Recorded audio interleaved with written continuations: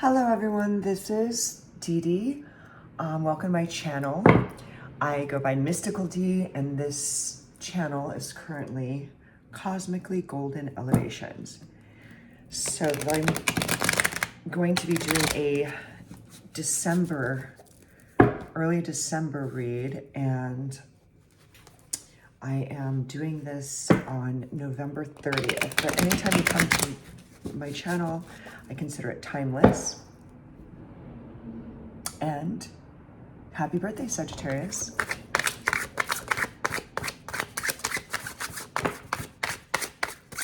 I'm going to be let's see, what do we have here? The World, 8 of Swords, and 10 of Swords.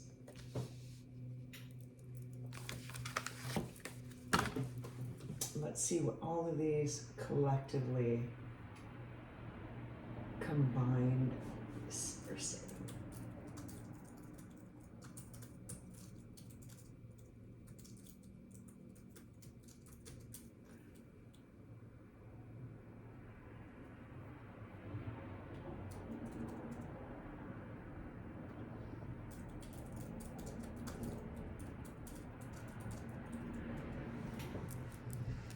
Okay, so we have this major arcana.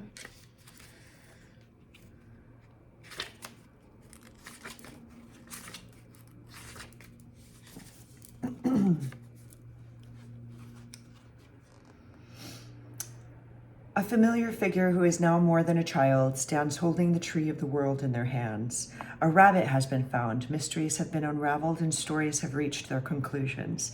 They stand accomplished and triumphant, ready and waiting for new adventures to begin. This is the completion of a cycle, a time of having the world at your fingertips, the universe whole and harmonious with ever-expanding horizons.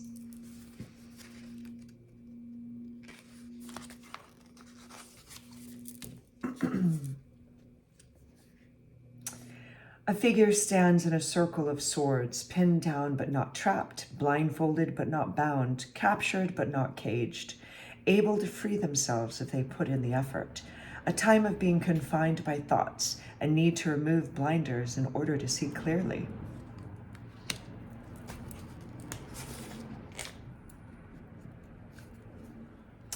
A figure lies on the ground.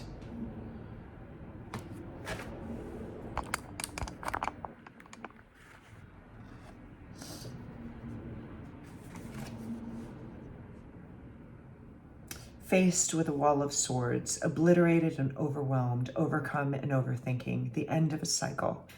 Being abandoned or betrayed or exhausted, feeling like a victim, a turning point, nowhere left to go, a different direction must be sought. So, together. A feeling of being mentally trapped or restricted, limited by your own thoughts, fears, and beliefs.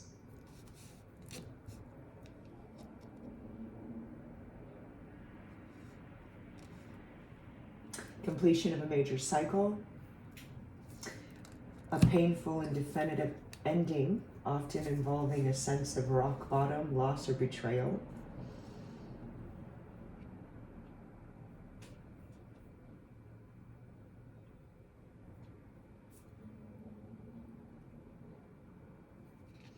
So, while this is signifying that this ending, though it's traumatic, it could be a crucial step towards a new beginning and a feeling of completeness and success. So it's the final step. Hang in there, Sagittarius. You're well on your way. And that feeling of being stuck is ending. And that painful nature of the ending is also coming to a close. So let's clarify the world, spirit. Thank you, guardians, angels, interdimensional beings. Oh, the world is clarified by the world. So that's nice. 8 of Swords is clarified by a chariot. Wonderful. So we're going into a new direction after all of that feeling of being stuck. So beautiful. And the Devil.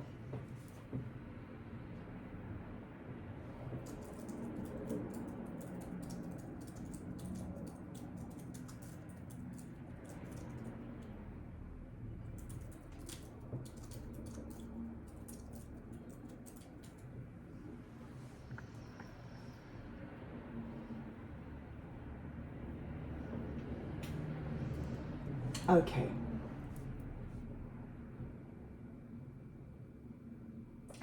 So this is nice. The world clarified by the world. So it is a major cycle that's ending. And while it may feel painful, like it's a painful and final ending, it's a culmination of a long journey that opens the door to new beginnings.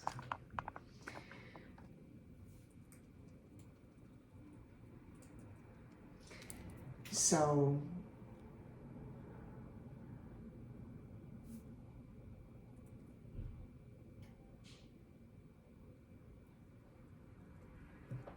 these three cards, the World, the Chariot, and the Devil,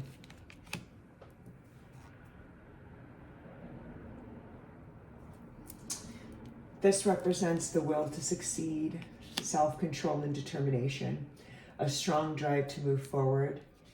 This card symbolizes being trapped by some unhealthy attachments, obsessions, or negative patterns. It could also represent the fear of looking within.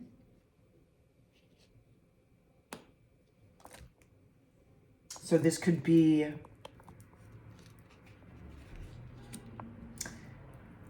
an indication that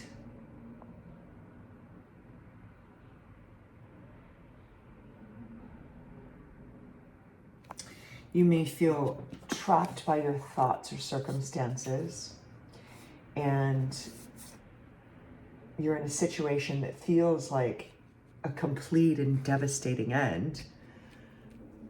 However,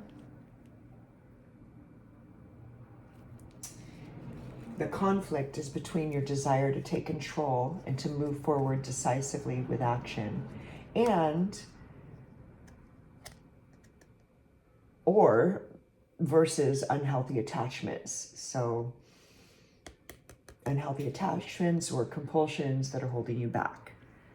So of course, move forward in the positive directions and just be aware of those unhealthy attachments. It is a painful but necessary conclusion in order to move forward. And it's more of a clarification that you need to break free. So your current mindset is not serving you. That's a wonderful reading if you take it positively. And let's clarify this with some Cosmic Cat Oracle cards. Spirit, what does Sagittarius need to know in order to take this to the highest possible timeline? What does Sagittarius need to do right now whenever they came across this reading for the beginning of December, or whenever they come across this reading? What does Sagittarius need to do? That's way too many. Just one card. Spirit, guardians, angels, interdimensional spirits, beings, whoever's saying this reading. Thank you so much. Thank you so much.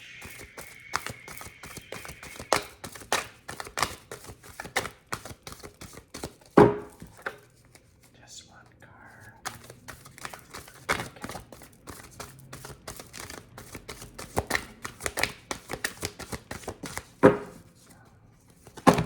Oops. Okay, let's try this. These cards are so big. Discernment, prosperity, okay. I just need one card.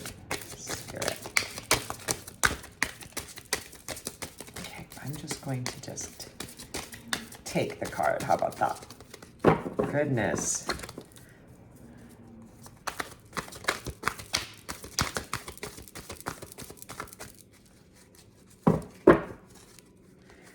Okay, just 3 more shuffles and I'm just gonna, oh, there we go.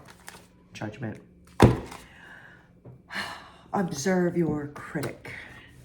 Judgmental. See, what does this have to say about this? Judgmental.